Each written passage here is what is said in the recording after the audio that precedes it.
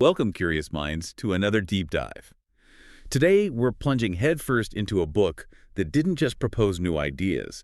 It basically detonated a bomb under the world of architecture, completely reshaping how we live, work, and build. That's a good way to put it. We're talking about Le Corbusier's Towards a New Architecture, published way back in 1923. This wasn't just a book, it was a radical manifesto, a passionate, almost furious call to arms that ignited a design revolution, challenging pretty much everything that came before it. Absolutely. It was a gauntlet thrown down. Get ready, because this deep dive is all about uncovering one of the most influential and, let's be honest, controversial architectural manifestos ever written.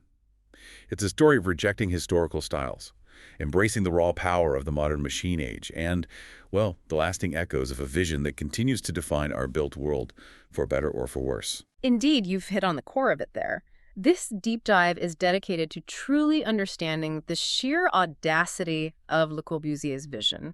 We'll explore his uncompromising challenge to tradition, his fervent embrace of the machine age's efficiency and aesthetics. That whole machine thing is key, isn't it? Oh, completely. And Yeah. we'll look at the complex, enduring legacy, a legacy that is both undeniably brilliant and, at times, dangerously problematic, that still shapes our buildings and cities today. Right. Our mission really is to unpack his famous declarations, dig into his core principles, and illuminate the profound, often controversial impact his ideas had throughout the entire 20th century. Prepare for some genuine aha moments, because this story isn't just about building. Well, it's much bigger. Exactly. It's a foundational cornerstone of modern life, and you'll start seeing its imprint everywhere, whether you've, realized it until now or not. Okay, so to truly grasp how radical Le Corbusier's ideas were, we first need to kind of travel back in time, early 20th century. What was he reacting against? What was the prevailing architectural landscape like? The traditional styles he wanted to just overturn. Well, what's truly fascinating here is that Le Corbusier wasn't entirely alone in his discontent. Even long before him, there was this growing undercurrent of frustration against what many thoughtful observers saw as an increasingly inauthentic approach to building. Inauthentic how? Well, think about the architect and theorist Viollet-le-Duc. Back in the 19th century, he pointed out this fundamental flaw in a lot of what was considered classical architecture. It often engaged in, and I'm quoting here, simulating something, deception in form and material. Deception, like fake materials. Exactly. Imagine walking into these buildings that looked grand and solid on the outside, only to find they were filled with, say, plaster columns and cornices painted to look like marble, or maybe wooden beams simulating stone lintels, or even stucco simulating marble on the facades. Wow. So it was less about structural truth and more about a kind of theatrical illusion, a superficiality hiding the actual construction. Sounds like a lot of architectural dishonesty was going on. Precisely. Viollet-le-Duc didn't mince words. He called this practice monstrous. He argued passionately that truly ancient architecture, the kind we still admire for its honesty, its longevity, was noble because it was never deceiving, either in regard to the material or the mode of using it. Okay, so honesty in materials was a big deal even then. A huge deal. He criticized how architects, especially when faced with limited budgets or materials, would resort to these untruths just to achieve that pompous appearance recognized as classic. It wasn't about integrity, it was about keeping up appearances, quite literally. Yeah. This deep-seated frustration with stylistic imitation winning out over structural truth was this significant sort of simmering discontent. And Le Corbusier later tapped into that and, well, ignited it into a full-blown revolution. And you mentioned Palladio. Ah, yes. To really appreciate this, you might think about someone like Andrea Palladio. His 4 books of architecture from 1570 were, universally esteemed the best standard of architecture hitherto extant. So the gold standard. Pretty much. His work, with its focus on graceful proportions and the strict use of classical orders, it really represented a pinnacle of that tradition Le Corbusier wanted to dismantle.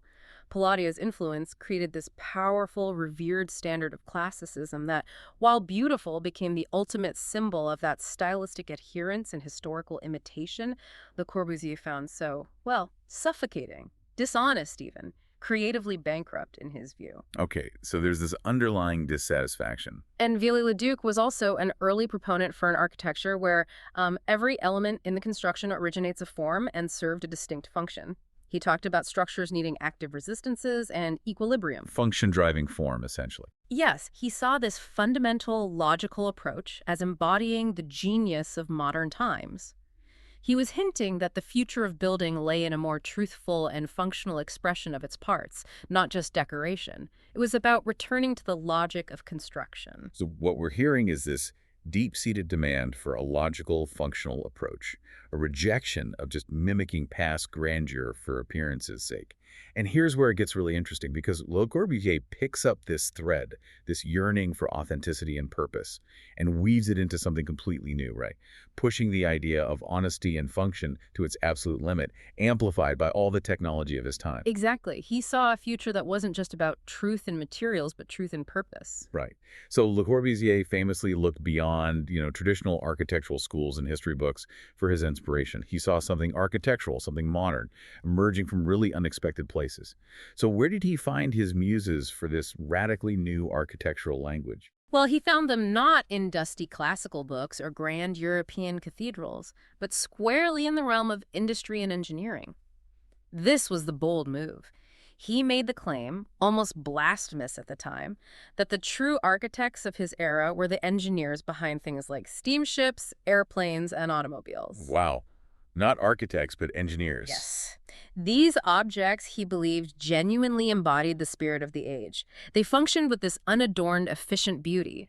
These engineers, he argued, were creating forms based purely on function and efficiency, a stark contrast to the decorative excesses and historical imitations he hated in traditional building. They weren't trying to look like a Greek temple. Exactly. They were designed to do something and do it optimally.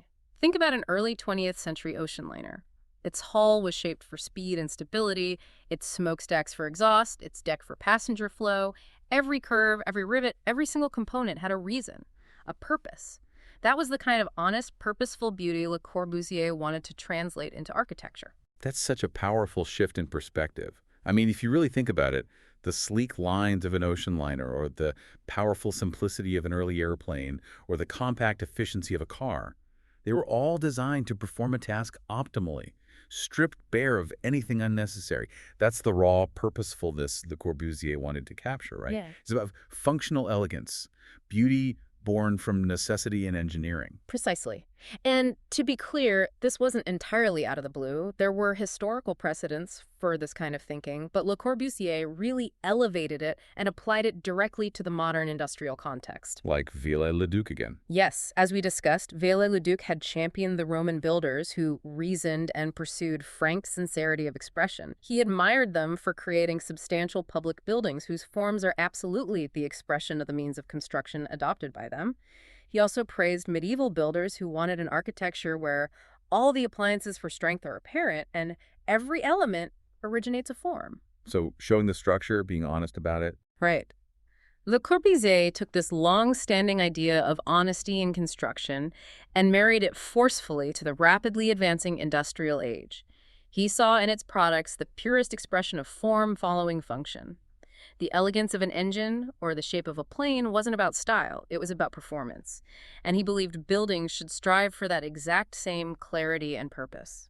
Okay, so if he's drawing inspiration from the machine age and the beauty of engineering, what did this mean for how buildings actually looked?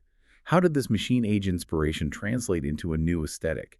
Something clean, modern, different from the historical styles he hated. For Le Corbusier, it meant a radical return to fundamental forms. He famously declared that the essentials of architecture lie in spheres, cones, and cylinders, emphasizing that the generating and accusing lines of these forms are on a basis of pure geometry. Pure geometry, simple shapes. Exactly, and he observed, maybe with a bit of exasperation, that this geometry terrifies the architects of today. This wasn't just an aesthetic preference for him, it was a radical simplification, stripping away centuries of decoration to reveal the raw mathematical beauty of form.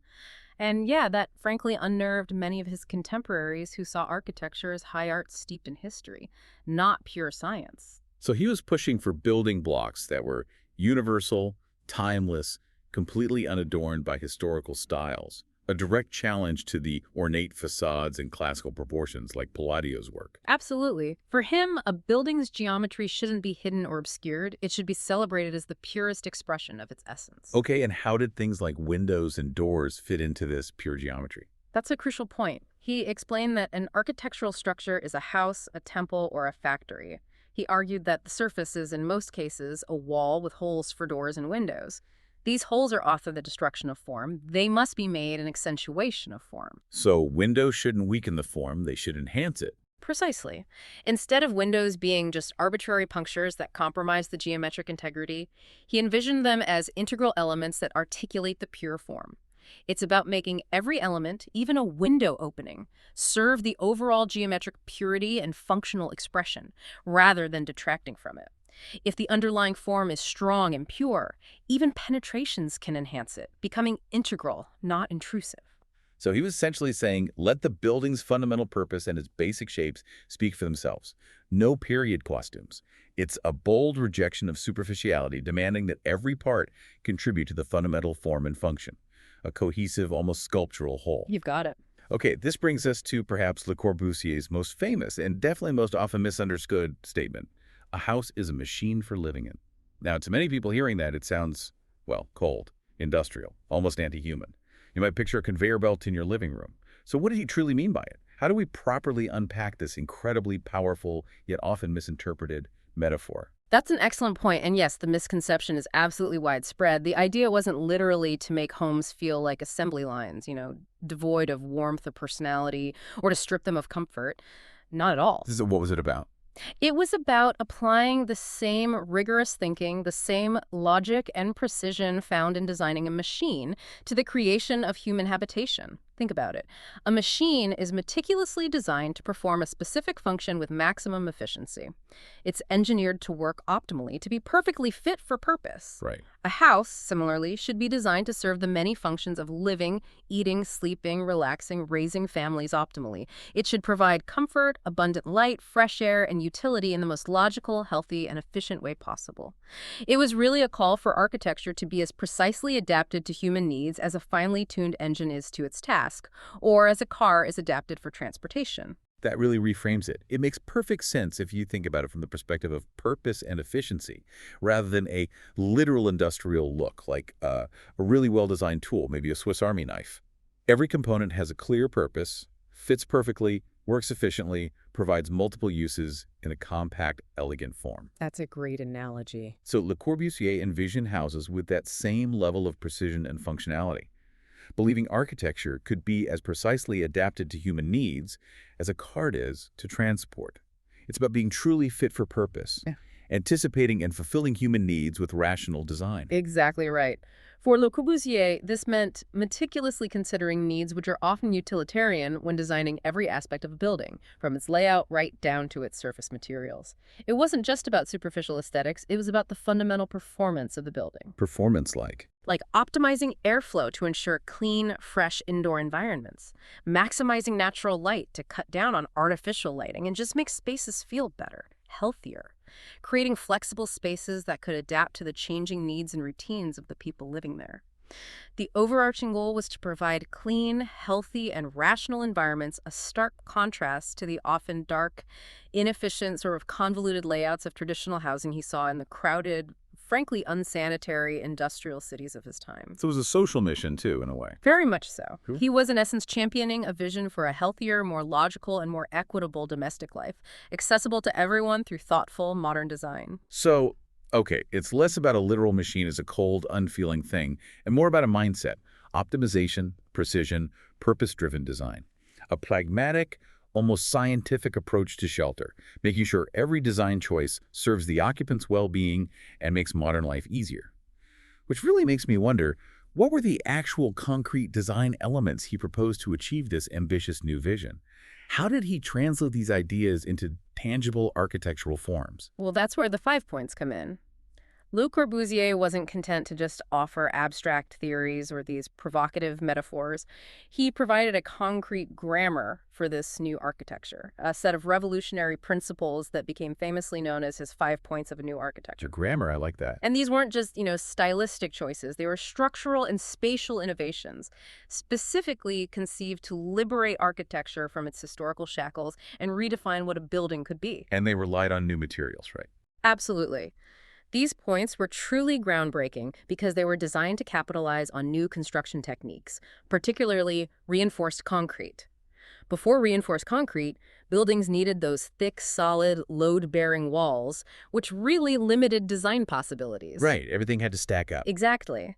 But this new material allowed for slender supports, meaning walls could be largely independent of structural concerns. This fundamental shift meant Le Corbusier's 5 points weren't just theory. They were a practical toolkit for architects to actually realize the machine for living concept. They effectively became the foundational grammar of modernism, providing a clear, actionable way to create this new kind of architecture. Okay, this is where theory meets practice. Let's unpack these 5 revolutionary points one by one. Let's really understand how they fundamentally changed building design and the human experience inside them. Sounds good. First up, pilotis. Support columns. This involved raising the entire building off the ground on these slender, reinforced concrete columns, or pilotis. Lifting the building up. Right. Which immediately freed the ground floor. It transformed it from a heavy, enclosed base into open space that could be used for gardens, car circulation, maybe communal areas. Visually, it made the building seem to float, creating this sense of lightness, detachment from the earth, a huge contrast to the heavy, grounded structures of tradition. So instead of a solid base, it's lifted, almost ethereal. Precisely. And functionally, general construction texts might talk about how column bases distribute load to the foundation. Le Corbusier took that functional necessity and decided to expose and celebrate these individual structural elements. He made them a visible, elegant, defining part of the design, not something hidden away. Okay, number 1, pilotis. Yeah. Lifting the building. What's next? Next, we delve into the free plan. Now, with the structural load carried explicitly by the pilotis or maybe columns just inside the edge, the internal walls became non-load bearing. So they didn't have to hold the roof up anymore. Exactly, and this was a profound liberation. It meant interior spaces could be arranged completely freely without being dictated by where the structure needed to be. Walls could be placed anywhere or removed entirely. This allowed for immense flexibility in how rooms could be configured, opened up, or enclosed. So no more rigid boxes inside. Right. It transformed interiors from rigid, compartmentalized boxes into dynamic, flowing environments. This principle really resonates with modern ideas of adaptability, like project management talks about tailoring approaches. It allowed for spaces that could function and adapt to changing needs over time. A totally new kind of spatial experience, fluid, interconnected. Pilotis. Yeah. Free plan. Got it. Number 3. Following that, we have C, the free facade. Building on the same principle as the free plan, if the structure is handled by columns, then the exterior walls, no longer needing to bear structural weight, could be designed completely independently of the building's internal supports. So the outside walls are just skins. Essentially, yes. This allowed for vast expanses of glass or varied asymmetrical window placements. It truly liberated the facade from its traditional role of simply holding up the building. This is a direct application of his earlier idea about holes for doors and windows, becoming an accentuation of form, not a destruction. Right, making the openings part of the design. Exactly. It means the skin of the building can be a light, transparent, or sculptural element. It allows it to breathe, engage with its environment, connect with the surroundings in entirely new ways, rather than being a heavy, solid, structurally constrained envelope. Imagine the possibilities for light and views. Huge difference. Okay, free facade. What's point 4? Point number 4 is horizontal windows, or fenêtre en longueur in French. Le Corbusier famously favored these long strip windows that cut horizontally across the facade rather than the traditional individual vertically oriented openings. The ribbon windows, right? Yes, ribbon windows. These provided even panoramic illumination to the interior, flooding spaces with consistent natural light and offering these expansive, continuous views of the landscape. This continuous band of light further emphasized the non-load-bearing nature of the facade, reinforcing the idea that the walls were just screens, light membranes, rather than heavy structural elements. Created a real sense of openness, I bet. Unparalleled openness for the time and a strong connection to the outside world. Truly revolutionary. Okay, pilotis, free plan, free facade, horizontal windows. What's the fifth point? Finally, we arrive at E, the roof garden. The last point was about reclaiming the flat roof, which reinforced concrete construction made readily possible for habitable space, as gardens, terraces, or recreational areas. So using the roofs, not just letting it sit there. Exactly. And this wasn't just an aesthetic flourish. It offered valuable additional amenities and green space for residents, enhancing their quality of life. It also replaced the green space potentially lost by lifting the building on pilotis. Ah, clever. Trading ground space for roof space. Right. And moreover, a roof garden provided a natural layer of insulation for the structure. This was an early, quite insightful nod to functional and even sustainable design, much like how we use specific details today for weather protection. It transformed a typically unused, purely functional space into a valuable asset for the building's inhabitants and its environmental performance. A truly holistic approach. What a comprehensive breakdown. So these weren't just aesthetic tricks or minor adjustments. They were fundamental rethinking of how buildings could be structured, how people could experience spaces inside and out, and interact with their environment.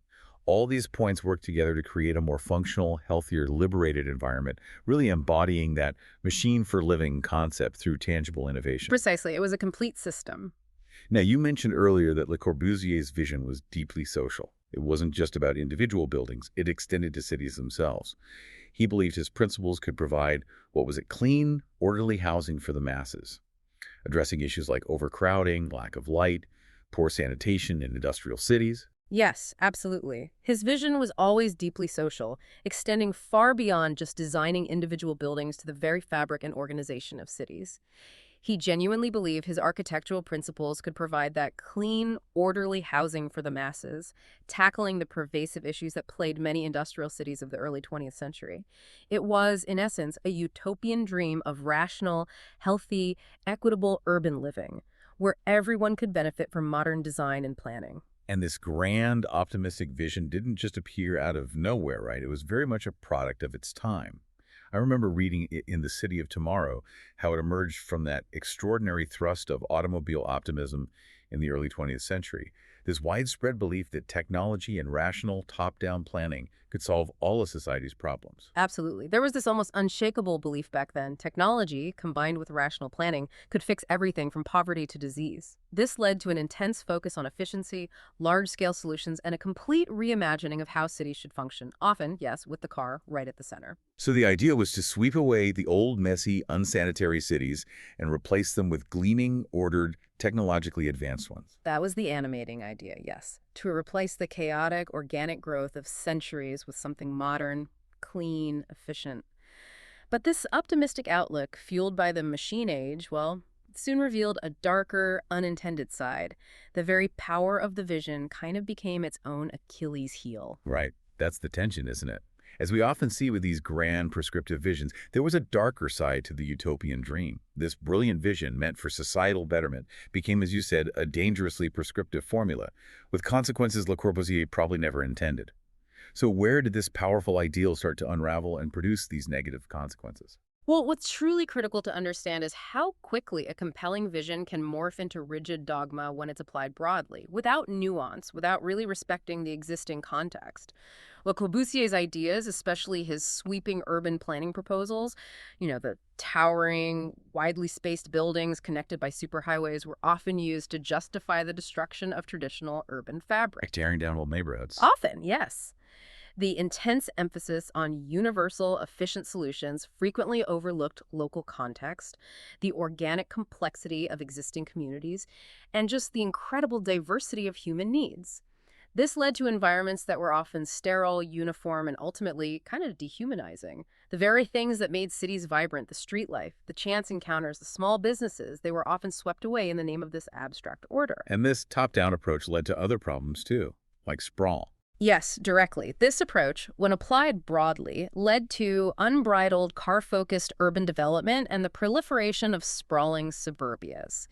It created that destructive feedback loop mentioned in the City of Tomorrow. More traffic is more roads, which in turn invite more traffic. Ah, the cycle of congestion. Exactly. The promise of an ordered, efficient city often resulted in these isolating automobile-dependent environments rather than the vibrant, walkable, mixed-use cities that truly foster community. The solutions meant to liberate people from urban problems ended up trapping them in a new kind of dependency and isolation. And there were critics who saw this happening, right? Like Jane Jacobs. Oh, yes. Critics like Jane Jacobs, a sharp and incredibly influential observer of urban life, famously dissected the flaws in this kind of grand top-down planning. She noted how many city experts believed problems could be solved just by making the territories involved and problems entailed larger still and can therefore be attacked more broadly. Bigger scale equals better solution. That was the thinking she criticized. She famously called it escapism from intellectual helplessness, highlighting the inherent danger of these supermen planners trying to understand and impose order on something as complex as a great city as a total. So what was her argument?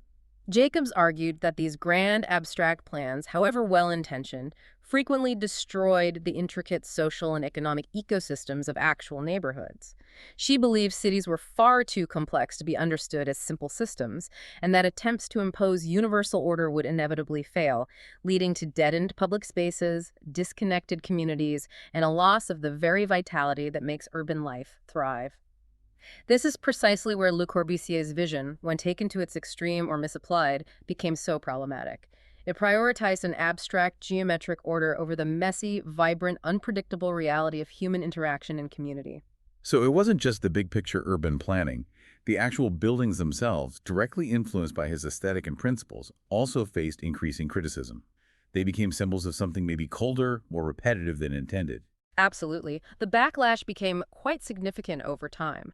There's been, as Stuart Brand noted, widespread revulsion with the buildings of the last few decades, with many structures displaying this generic global look and being perceived as shoddy, ephemeral, crass, over-specialized. Harsh words. Yes. Yeah. The relentless pursuit of efficiency and pure geometry, when stripped of thoughtful human context, could lead to monotonous, uninspiring structures that lacked a sense of place or human scale. Auto designer Robert Cumberford lamented how the 20th century often disfigured beautiful places, saying quite pointedly, "Everything I found ugly was put in place since 1910. We've got a lot to answer for with our cheap, nasty constructs." Ouch. And architect Leon Cryer even mused, with maybe a touch of dark humor, "Perhaps we would love this country all the more if the architecture constructed after 1930 were to vanish." These are incredibly powerful critiques of the very era Le Corbusier helped usher in, highlighting the profound, often negative, unintended consequences of a vision that, in its broad application, frequently lost its human scale and connection. What an extraordinary journey through a book that truly moved mountains, literally, in terms of what could be built, and figuratively in how we think about design. Le Corbusier's Towards a New Architecture remains this testament to the sheer power of a single, uncompromising vision to transform the world, for better and, well, for worse. What was it about this book that made it so uniquely influential despite its flaws, and why does it still resonate and provoke today? Well, I think what's truly fascinating is the sheer force of his provocative rhetoric combined with that uncompromising visual language. His text wasn't just descriptive, it was prescriptive, almost evangelical in its conviction. He really believed it. Oh, deeply. And the stark black and white photographs that filled the book celebrating the unadorned forms of industrial structures like grain elevators, factories, bridges, and of course, steamships, airplanes, automobiles, they presented this coherent, almost inescapable argument for change. He dared architects to shed their historical baggage, to embrace pure geometry, and to reject the timid, ornamented architecture of, say, the Boulevard Raspail in favor of something as grand and geometrically pure as a Pitti Palace or a Rue de Rivoli, but utterly transformed and built for the modern industrial age. So it wasn't just a new style, it was like a moral imperative for him. Exactly, a necessary path to progress. His genius, I think, truly lay in his ability to synthesize diverse information, spot patterns, and connect the dots into this compelling, coherent, and visually arresting vision. It resonated powerfully with the technological optimism of the time. He captured the zeitgeist. He absolutely did. He skillfully channeled that prevailing belief that technology and rational design could solve societal problems, channeling that energy into a concrete architectural and urbanistic agenda. He offered not just a new aesthetic, but a completely new way of thinking about building a way that was both revolutionary in scope and deeply appealing to a world eager for progress, reconstruction, and a clear path forward after the devastations of World War I. He gave form to the spirit of the age. So, as we look back at a century of building profoundly influenced by his ideas, how do we, as listeners, as inhabitants of this built world, reconcile the undeniable brilliance of his vision with the serious critiques and the unforeseen, sometimes negative consequences? What does this all mean for us today? Well, towards a new architecture unequivocally remains, as the outline put it, both a brilliant vision and a dangerously prescriptive formula. It undeniably inspired genuine innovation. It contributed to viable solutions for mass housing, created the foundation for countless modern functional buildings still in use today. The 5 points, for instance, demonstrably limbicated design, allowing for healthier, lighter, far more flexible living spaces that many of us now just take for granted. Oh. But paradoxically, it also contributed significantly to the dehumanizing uniformity and the destruction of traditional, vibrant communities that critics like Jane Jacobs so eloquently lamented. That enduring tension between an architecture that clearly explains itself, pleases and engages, as Viollet-le-Duc wanted, and one that becomes overwhelming or ugly when misapplied. As Brand and the City of Tomorrow point out, that tension isn't just historical. It's an ongoing dialogue, a living paradox that actively shapes our built environment even now. Absolutely. The choices made by architects, planners, developers in the wake of this powerful manifesto still profoundly impact our daily lives, from the layouts of our cities to the design of our homes. It's a powerful, crucial reminder that even the most brilliantly conceived, well-intentioned ideas can have incredibly complex, often unforeseen, and sometimes contradictory consequences. They shape our world in ways their originators could never have fully imagined. Indeed. This deep dive into Le Corbusier's work really shows us that enduring tension between the human desire for universal principles in architecture, whether it's his pure geometry or Vitruvius's ancient proportions, or even today's complex parametric design, and the unique, messy, ever-evolving needs of human experience, local context, and adaptability. What a journey through a book that didn't just propose, it proclaimed, it demanded, and it ultimately transformed the world around us. Le Corbusier's Towards a New Architecture remains a towering testament to the power of a single, visionary individual to fundamentally reshape our built environment for both its profound successes and its enduring challenges. And that leaves us with a provocative thought for you, our curious listener. As you look around your own city, your neighborhood, maybe even just your home, ask yourself, how do we design for the future? How do we balance the compelling allure of efficiency and grand universal visions with the equally vital needs for adaptation, respect for local context, and truly human-centered design? Because as we've learned, while, systems can't be controlled, they can be designed and redesigned. The question now is, how do you participate in that ongoing redesign?